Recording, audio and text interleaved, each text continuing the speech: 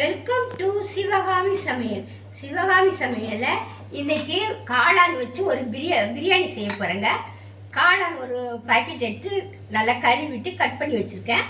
ஒரே ஒரு அலக்கு அரிசி, இந்த டம்ளருக்கு ஒரு டம்ளர் அரிசி எடுத்துக்கிறேன். தாளிக்கிறதுக்கு பட்டை, லவங்கம், அன்னாச்சி பூ எல்லாத்தையும் எடுத்துக்கிறேன். ஒரு 2 வெங்காயம் நறுக்கி வச்சுருக்கேன், 2 தக்காளி நறுக்கி வச்சுருக்கேங்க. ஒரு குக்கர் எடுத்துட்டு அதில் எண்ணெயும் கொஞ்சம் நெய்யும் ஊற்றிக்கிறேன். இப்போ நம்ம தாளிக்கிற பொருள் எல்லாம் எடுத்து போட்டுக்கணும்.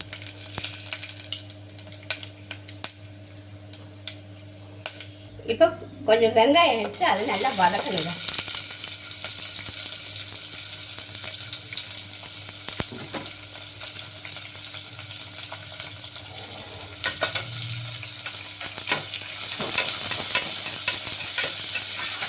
வதக்கிட்டு காட்டுறேன்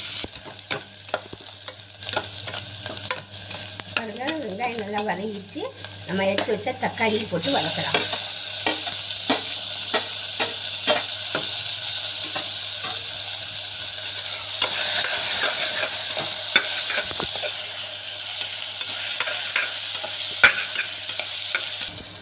இப்போ இஞ்சி பூண்டு பேஸ்ட் கொஞ்சம் போட்டுக்கிறேங்க. அதுக்கு தேவையான அளவு உப்பு போட்டுக்கிறேன்.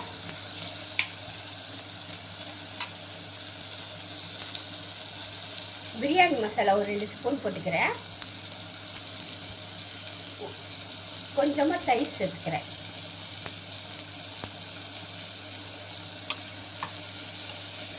இப்போ எல்லாத்தையும் நல்லா கிளறி விட்டுக்கணும்.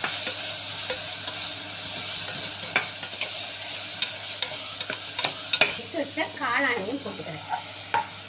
போட்டு நல்லா கிளறி விடணும்.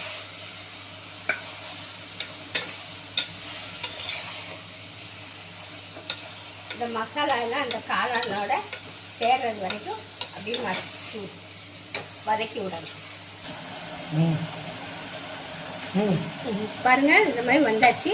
இப்போ நான் இந்த தண்ணி சுடு தண்ணி 2 டம்ளர் எடுத்து வச்சுருக்கேன், கொதிக்க வச்சுருக்கேன். அதை எடுத்து ஊற்றிக்கிறேன்.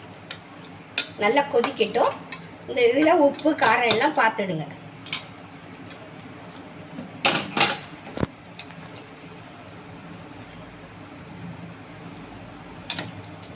கொஞ்சம் உப்பு போதும், கொஞ்சம் தூக்கலாக இருக்கணும். நல்லா கொதிச்சிச்சு தண்ணி. இப்போ இந்த ஊற வச்ச அரிசி எடுத்து இதில் போட்டுக்கிறேன். தண்ணியை எடுத்துட்டு போட்டுக்கிறேன். ஏன்னா ஏற்கனவே தண்ணி ஊற்றியாச்சு.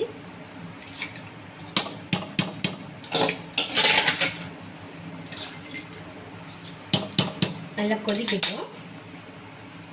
வந்த உடனே ஒரு விசில், ஒரு குக்கர் மூடி போட்டு ஒரு விசில் வர வரைக்கும் வச்சுக்க வேண்டியதான். சிம்மில் வச்சுருந்தேன்.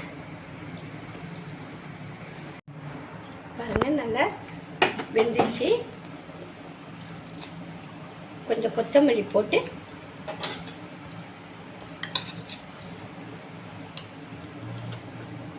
பாருங்க, உதிரி உதிரியாக வந்துட்டு பாருங்க.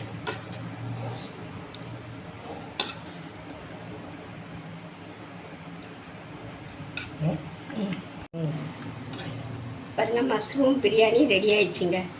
இந்த ரெசிபி உங்களுக்கு பிடிச்சிருந்தா சப்ஸ்கிரைப் பண்ணுங்கள், ஷேர் பண்ணுங்கள், கமெண்ட் பண்ணுங்கள், லைக் பண்ணுங்கள். அடுத்த ரெசிபியோடு சந்திக்கின்றேன். நன்றி, வணக்கம்.